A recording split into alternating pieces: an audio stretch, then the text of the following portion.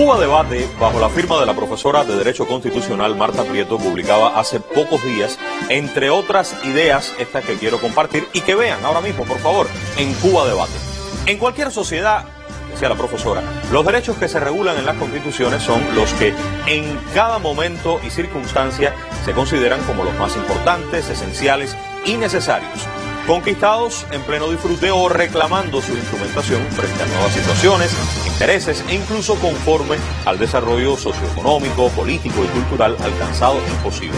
Más adelante apuntaba, todos esos derechos, esto es muy importante, los derechos, decía, son importantes, son expresión tanto del existir como del pensar y actuar. Ello se constata en las constituciones, en el caso de Cuba, del 76 y del 2019. En la primera, la del 76, se consagraron los derechos que resultaron de las conquistas y de los esfuerzos del país durante estos años, los 17 años de la llamada provisionalidad. Los primeros que se consignaron fueron los derechos, recordemos, socioeconómicos y culturales, junto a otros políticos y de participación. Ahora, ¿cuál fue la garantía principal? En aquel momento fue la gratuidad y la plena implicación del Estado y de la administración pública en el aseguramiento material de esos derechos y en la solución también de contradicciones o respuestas ante lesiones, esto sin desconocer la intervención de la Fiscalía, como de la Fiscalía, bueno, respecto a las quejas de la población y tampoco sin desconocer a los tribunales de justicia para conocer y resolver reclamaciones en defensa de los derechos de la esfera laboral, familiar, patrimonial, entre otros. Pero ¿qué ocurre? Que no en todo caso, ni para todos los derechos, se tuvo el acceso a los tribunales de justicia para que allí, en los tribunales, se pudiera defender o exigir esos derechos. Con la Constitución de 2019, agregamos nosotros, se establece la posibilidad a las personas de reclamar en los tribunales, escuchen esto, reclamar en los tribunales ante la violación de los derechos consagrados en la propia Carta Magna, en la propia Constitución. De la ley que ahora está en fase de proyecto con el nombre de Proceso de Amparo de los Derechos Constitucionales, vamos a hablar en el día de hoy. Acompáñenos. Buenas noches.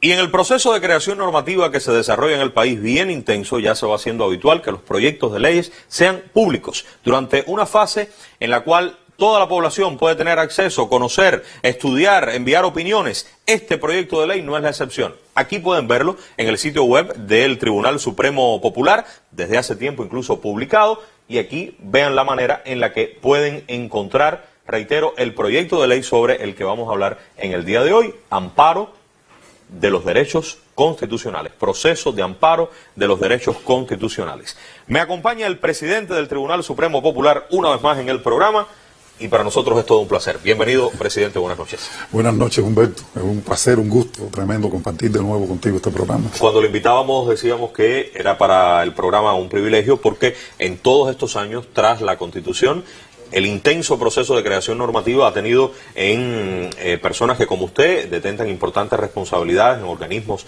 de la Administración Central del Estado, del propio Tribunal Supremo, la presencia aquí en el programa, como lo hacen en la Asamblea Nacional ante nuestro pueblo, en un ejercicio, yo creo que sin precedentes en los últimos años.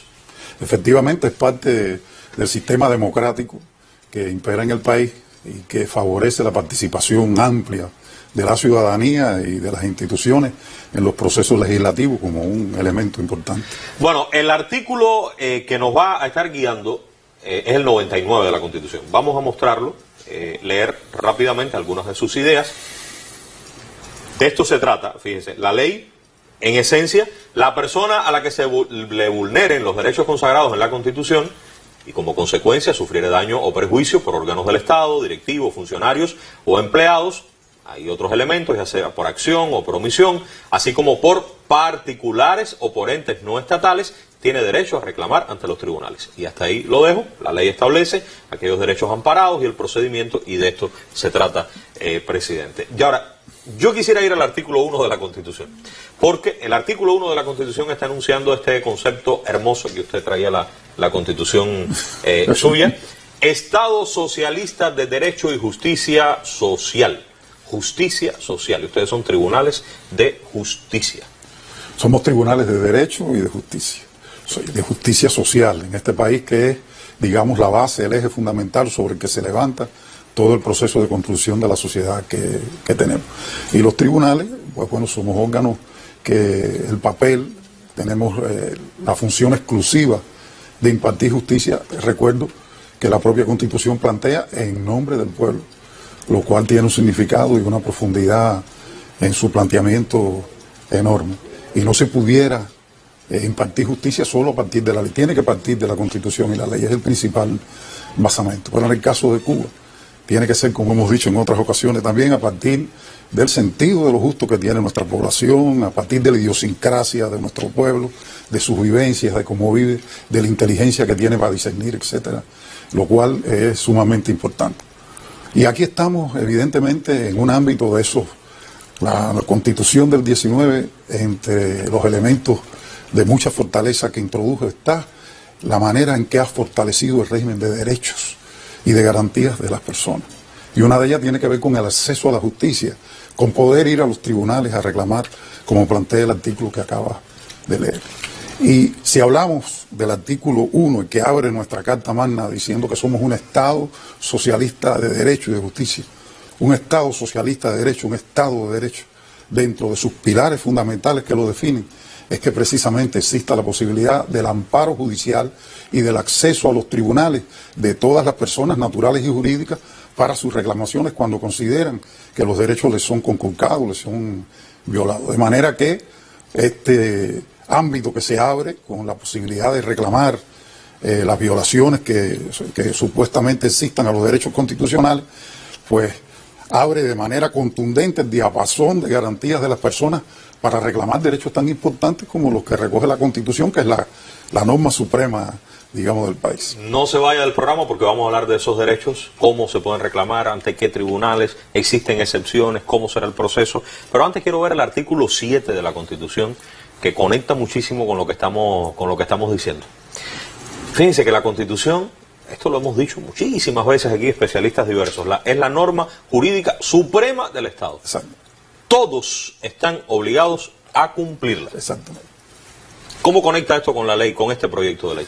Bueno, con el hecho de que si todos están obligados a cumplirla, aquel que la incumpla, ya sea directivo, funcionario de órganos estatales, personas naturales, individuos, entes no estatales, etcétera, el que la viole, entonces puede estar potencialmente sometido a una reclamación ante los tribunales para restablecer precisamente esa legalidad quebrantada, ese orden constitucional que se quebranta con una acción o una omisión de algunos de estos factores. O sea, que se pueden quebrantar estos derechos por hacer o por no hacer. Exactamente, dejar de hacer algo a lo que se está obligado en las funciones, digamos, de los directivos, de los funcionarios, de los empleados, de las personas naturales, de los entes económicos, de los entes sociales. Pueden dejar de hacer algo que les viene obligado. Acuérdate que la Constitución no solo establece derechos, establece también deberes, perdón. Aquella frase tremenda de Martí, aquella enseñanza de que deberes y derechos anden juntos. Hay deberes, y hay deberes funcionales, y deberes de respeto a las normas. Hay tres palabras en el artículo 99 que yo creo que son especie de pilares o de principios para todo este proyecto de ley de amparo de los derechos constitucionales. Vamos a regresar al artículo 99 y quedarnos con esas tres palabras que ya nos van a permitir comenzar a entender de qué va esta ley. Ahí están las tres palabras. El proceso que regula esta ley, este proyecto, tiene que ser preferente, expedito y concentrado, en términos populares. ¿Qué quiere decir esto, presidente? Sí, aquí el artículo constitucional, la norma suprema, ha decidido enmarcar justamente tres elementos que no pueden faltar en el proceso mediante el cual las personas pueden reclamar la restitución de sus derechos, la indemnización y reparación de los daños por violación de hechos de derecho. Primero, que sea expedito. ¿A qué se refiere esto que sea expedito? Tiene que ser un procedimiento ágil. Lo que está en juego es muy importante, son derechos constitucionales que son dentro de la estructura de todos los derechos que recoge el ordenamiento jurídico, digamos los que tienen un nivel mayor precisamente por estar regulados en la norma suprema. Y se sobreentiende que cualquier supuesta violación de esos derechos debe encontrar rápidamente una restitución del orden legal, de manera ágil, de manera expedita, de manera pronta. La justicia, el elemento prontitud, lo hemos dicho en otros programas aquí, contigo, etcétera, que es muy importante en materia de calidad de la justicia. Y eso de que se trate de un procedimiento ágil, no demorado, no demasiado engorroso, que permita la rápida restitución de los derechos constitucionales que supuestamente han sido violados. Vamos a ir entrando en calor. ¿Cuán expedito será? O sea, desde que la persona presenta esa demanda. Para no entrar, digamos, a determinarlos específicamente, los plazos que se establecen, los términos que va a establecer para cada una de las acciones, tú sabes que el proceso es una secuencia de pasos delante del tribunal, la presentación de la demanda, esa demanda hay que dársela a conocer a la parte contra la cual se está reclamando, esa parte tiene la posibilidad de responder, en fin, hay toda una secuencia de pasos. Y la ley va fijando cuando digo ley, quiero que lo entiendan en el sentido que tú mismo has explicado, que se trata de un proyecto que estamos presentando en la próxima sesión de la Asamblea. Bueno, se debatirá y se decidirá. Así que la ley establece eso, los pasos, los términos, los plazos en que deben cumplirse esos pasos. Y si nosotros sumamos que son términos comparados con otros procedimientos judiciales, son realmente breves. 10 días para contestar la demanda, luego 10 días el tribunal para citar la comparecencia y los pasos. Y estamos hablando que un proceso de esta naturaleza debe concluir en los tribunales en alrededor de unos 30 días, de 30 a 60 días, con todo y los pasos que... 30 a 60 días. 30 a 60 días, lo cual pudiera parecerle a los que no conocen el entramado de lo judicial que pudiera tener una dilación, pero recuérdese que aquí hay garantías para una parte y para la otra, hay que practicar pruebas, hay que escuchar a las alegaciones de las partes, y 30 días realmente es un plazo perentorio, ni comparar con lo que acontece en otros países. Era la pregunta que iba, me la ahorra, dígalo usted. Ni comparar, cualquier comparación con eso, un proceso de esta naturaleza y de cualquier naturaleza en otros países del mundo a veces dura ya no meses, sino años. Años. Para concluir, años, es lo más frecuente, demoran años. En Cuba realmente los procesos judiciales, como REL y como parte de la calidad de la actuación de los tribunales y de los otros intervinientes en los procesos, la fiscalía, los abogados, etcétera, no llegan a esa extensión en el tiempo. Pero igual pueden demorar 3 meses, pueden demorar 6 meses los procesos ordinarios.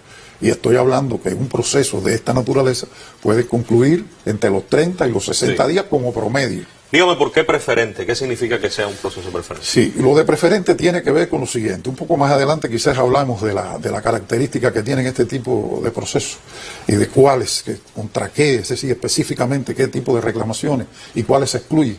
Estamos diciendo que aquellos asuntos que tienen una vía de reclamación judicial por otras especialidades del derecho, por la vía de los derechos laborales o del trabajo y la seguridad social, como se determinan, de los derechos familiares, etcétera, hay que ir por las vías judiciales que también tienen el amparo y que también es la Constitución. Pero sí, el derecho al trabajo, por ejemplo, está consagrado. Está consagrado. Pero existe en el tribunal una sala específica para estas cuestiones. Y un procedimiento para esos procedimientos que es natural, un procedimiento judicial específico. Pero, o sea, la persona ante una violación supuesta de sus derechos, no ya constitucionales, debe coger este cauce judicial establecido para esa norma. Pero si la violación constitucional es de una entidad tal que requiere de una tutela urgente en el ámbito porque se viola de manera rotunda un derecho consagrado en la Constitución, entonces de preferencia puede venir a este ámbito de reclamación del proceso de amparo a los derechos constitucionales. Es decir, si es una reclamación normal, acontece como viene aconteciendo ya en los procesos judiciales cubanos. Usted contra una medida disciplinaria, por ejemplo, por haber cometido una indisciplina, la administración le aplicó una medida disciplinaria, usted puede reclamar a los tribunales en vía del proceso relacionado con los derechos del trabajo y la seguridad social.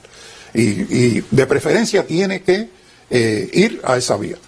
Pero si la magnitud de la violación alegada tiene una repercusión muy amplia en la violación del derecho de lo que ampara la Constitución, que la Constitución establece realmente principios en casi todos los órdenes de la vida. Entonces se puede venir de preferencia al proceso de amparo de los derechos constitucionales y no al proceso dentro de lo que es el derecho al trabajo y la seguridad social. Esto puede sonar muy complicado. ¿Se necesitará abogados, representación letrada para todo esto? Sí, estamos planteando en el proyecto que estamos presentando que por la naturaleza, por el conocimiento intrínseco, esto de que pueden operar para una misma reclamación dos órdenes jurisdiccionales distintos, judiciales distintos en los tribunales, pues bueno, se necesita determinado conocimiento jurídico, y que eso lo tienen los abogados para representar a las partes. Esto no se puede ver, Humberto, me interesa decirlo, como una dificultad o un obstáculo. Está creando un obstáculo porque hay que ir con abogados. Para nada. Aquí en realidad lo que estamos es fortaleciendo la capacidad de la persona interesada en ejercer su derecho a la defensa. El derecho a la defensa es constitucional también.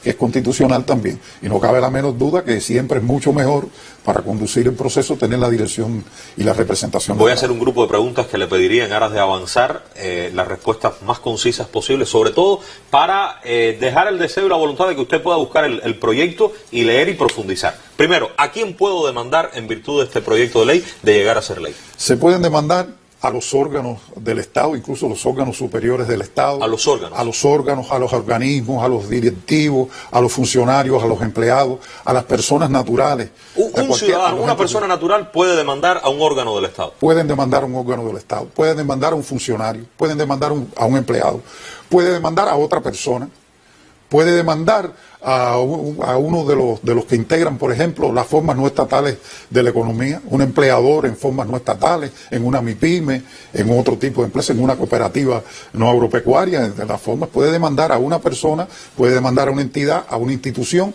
puede demandar a órganos superiores del Estado, en fin. Cuando estoy demandando porque creo que se vulneró un derecho mío por parte de un funcionario, pero ese funcionario actúa a nombre de una institución, ¿ahí debo demandar a la institución o al funcionario? Habría que determinar a cuál. Si es por una actuación libre, por su cuenta, en la cual no invoca la institución del funcionario, puede demandar al funcionario. Pero si es cumpliendo, digamos, una indicación, un acuerdo, una práctica de la institución, se puede demandar a lo que es el órgano, a lo que es el organismo, a la entidad propiamente dicho.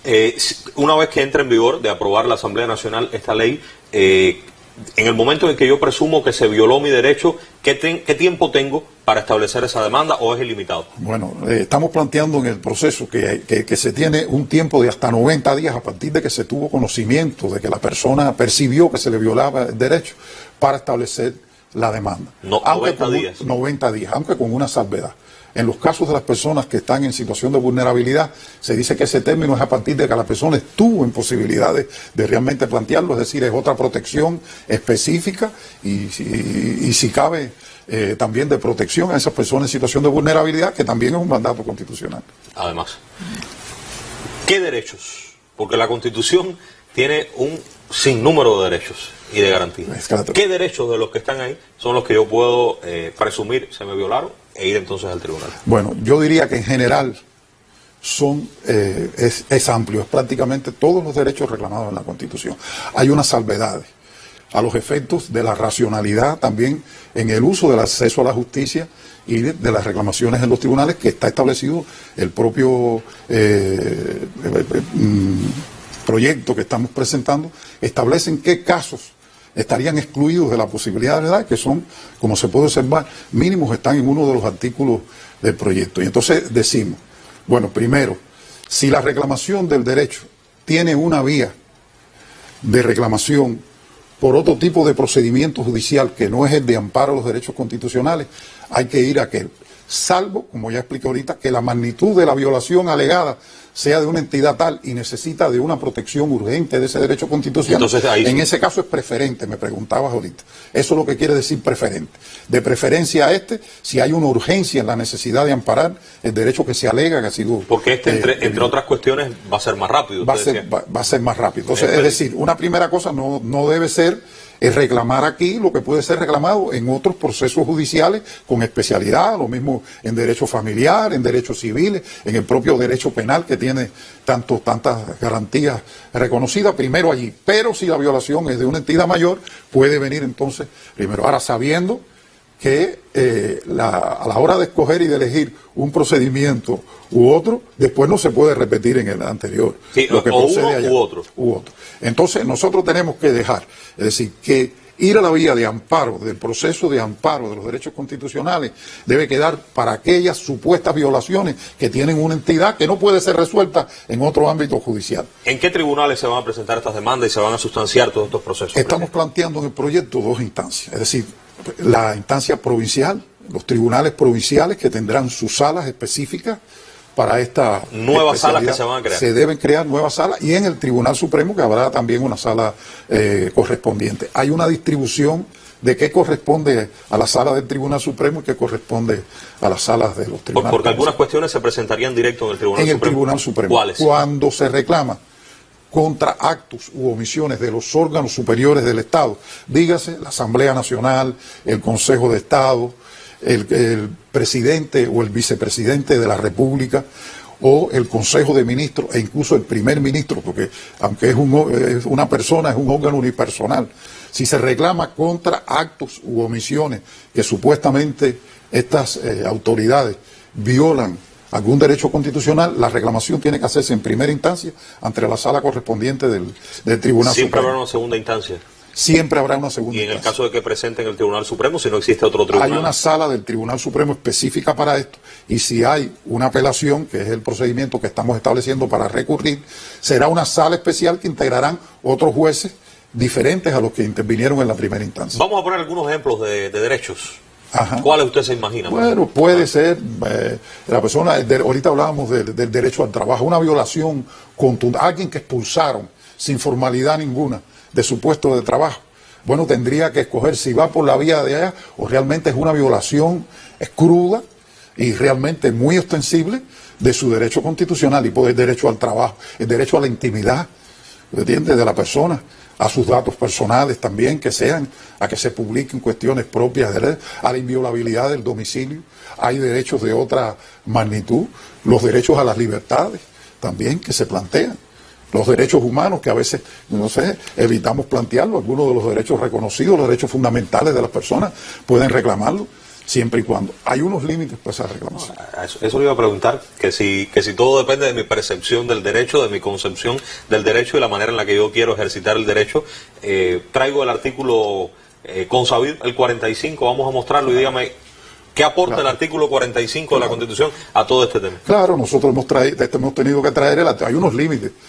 Bueno, si no se hace sencillamente inabarcable todo lo que pudiera así, hay que ser racional, qué va por esta vía y qué va por las otras vías. Nosotros hemos traído los límites. El artículo 45 de la Constitución dice que el ejercicio de los derechos reconocidos en la Carta Magna tiene como límite también el respeto a los derechos de los demás, tiene el respeto a las cuestiones que tienen que ver con el orden público, con la defensa y la seguridad nacional, con la independencia, con la soberanía, con la tranquilidad ciudadana, con la paz, esos son límites. Yo no puedo alegar el incumplimiento de ninguna o el quebrantamiento de ninguno de estos conceptos ante el tribunal para con eso establecer la demanda. Está abierta la vía de acceso a la justicia y de que usted puede demandar. Yo me gusta siempre decir, Humberto, cuando estamos hablando de estas cuestiones, que el hecho de que las personas tengan el derecho a demandar, a plantear reclamaciones a los tribunales, no significa que siempre tengan la razón.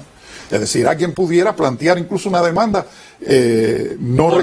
olvidando estos límites. Y ahí lo que seguramente va a tener como respuesta del tribunal es no, porque la reclamación que usted está haciendo se contrapone a precisamente estos límites que la propia Constitución, usted está alegando un derecho constitucional en detrimento de otros derechos constitucionales o de otros deberes constitucionales, como son estos límites que plantea el artículo 40. Y nosotros lo hemos traído al proyecto también. Están esos límites. Ahorita te hablaba también. Si tiene otra vía judicial, pues tampoco se puede plantear en estos límites, ¿no? Tampoco se puede plantear en este tipo de ámbitos. Y entonces, esto sería, puede haber otros reclamaciones de derechos personales, los derechos de las personas, derechos de la propiedad, pero siempre tomando en cuenta. La primera opción, si no es de entidad suficiente, es que se vaya a los procedimientos establecidos para las vías de derecho civil, etcétera, que es otra cuestión que el tribunal tendrá que ponderar. Yo creo que al principio tenemos el riesgo de que las personas atraídas por la entidad que tiene las reclamaciones en este ámbito judicial, entonces prefieran ir a este ámbito sin agotar la vía de las otras causas que tiene judiciales que tiene cualquier reclamación. Y entonces el tribunal tendrá que ponderar cuándo procede que sea por esta vía y cuándo no, y a veces tendrá que remitir, decirle, no, no es por esta vía, usted debe ir a la vía judicial, pero por este cauce. Nos quedan unos 3 minutos, tratando de aprovechar. Se va rápido, y este es un tema bien complicado. Que voy a tratar de hacer 3, 4 preguntas en estos 3 minutos y pido sus respuestas lo más específicas posible. A ver, ¿qué podrán determinar estas sentencias? Un hacer, un no hacer, un rectificar. Exactamente. Primero, si hay un derecho que ha sido violado y que no se está reconociendo, el restablecimiento de ese derecho. Segundo, si se produjeron, como dice el propio artículo 99, que tuve en la introducción que hiciste, que salva mucho el contenido de este programa, ¿no? Pues entonces ese puede ser eso puede ser lo que decir, la indemnización por daños o perjuicios ocasionados por una indemnización material o una reparación desde el punto de vista material también de esos daños. ¿Puede ordenar hacer algo, indicar? Puede ordenar hacer algo, puede cerrar un local, si ese es el caso, puede decir que cese una actuación que ha dispuesto un órgano, una actividad determinada. Un acuerdo de un órgano también. Incluso lo puede hacer no solo en la sentencia, lo puede hacer como medida cautelar o medidas anticipadas previas, desde que comienza la reclamación, decir que cese. Y puede ser, por ejemplo, si va contra un establecimiento que está prestando servicio violando determinados derechos constitucionales, puede cerrar momentáneamente ese. ¿Quiénes van a ser los jueces que van a decidir cuestiones tan importantes? Claro, son jueces como el resto de los jueces del país. No hay jueces más importantes que otros, pero realmente este es un proceso importante. Nosotros estamos previendo, las salas que se creen, tanto en los tribunales provinciales como el Supremo, van a tener jueces especializados. Pero estamos estableciendo en el proyecto que presentamos que en algunas ocasiones estas salas pueden estar presididas al momento de actuar en un caso concreto por los presidentes de los tribunales, es decir, por el presidente del tribunal provincial o los vicepresidentes o los presidentes de las otras salas de justicia. En el caso del Supremo también. Y en el Supremo también, el presidente del Tribunal Supremo, los vicepresidentes, los presidentes de las otras salas las pueden integrar buscando que haya, por supuesto, la mayor competencia y la mayor posibilidad de juzgar bien estos casos. En el principio de la participación de los jueces legos también. Habrá jueces legos. Toda la justicia nuestra es un principio, una de las fortalezas que tiene el sistema judicial cubano, la participación directa de la ciudadanía. Se nos acabó el tiempo, pero voy a tomarme un minuto más. Vamos a imaginarnos el recorrido de este proceso, desde la demanda hasta que concluye. ¿Cómo sería? ¿Presento la demanda? Presento la demanda. Esa demanda se le da a conocer en un plazo corto de 10 días a la contraparte, contra quien usted está demandando. Se le dan 10 días a esa persona o esa entidad para que responda. Una vez que responde, el tribunal tiene 10 días para citar. Hay un elemento de oralidad. Va a convocar a un solo acto. Ahorita faltó, entre los 3 factores que dijiste, la concentración. ¿Qué quiere decir el principio de concentración? Que todo se va a elucidar en un acto concentrado, en el cual cada parte planteará su punto de vista, su alegación, la parte que reclama, que considera, la parte a la que han reclamado, que considera. En todos los casos se va a dar, la Fiscalía puede establecer, puede estar dentro de los demandantes, o en todos los casos en que hay una demanda en este ámbito, se va a dar cuenta, traslado a la Fiscalía por si quiere ejercer ahí los derechos de interés público, de defensa del interés público. Presentan, el tribunal tendrá, una vez que termine ese acto, 10 días para dictar sentencia, y contra esa sentencia 10 días para apelar. Eso es lo que suma los 30 días, de 30 a 60 días que hablamos hace rato. Se nos acabó el tiempo. La invitación de nuevo, vamos a ver, busquen en el sitio del Tribunal Supremo, ahí está el proyecto, se encuentra también en Asamblea Nacional y en otros sitios web, donde además usted puede emitir criterios en torno a esta importante disposición jurídica. Yo le voy a pedir lo siguiente, presidente, y es un proceso sin dudas histórico, porque se están realizando ahora mismo, se están creando disposiciones jurídicas para el presente y el futuro, y esta no es la única. Yo le invito para la próxima semana, si usted está dispuesto, a hacer lo mismo con el Código Penal, otra de las disposiciones en las cuales el Tribunal Supremo está teniendo un papel de vanguardia y además de presentación ante la Asamblea Nacional. Con todo gusto voy a venir, aunque voy a sentir la misma presión que hoy. El tiempo es muy limitado para una norma que tiene una amplitud y una repercusión enorme en los derechos de las personas y las garantías de las personas. Pero trataremos, siempre con tu condición, que eres magistral en eso, yo me someto en eso, vendré con todo gusto a tratar de... El gusto es nuestro y del pueblo de Cuba de escucharlo de primera mano. Aunque por ahora es todo, muy pronto regresaremos.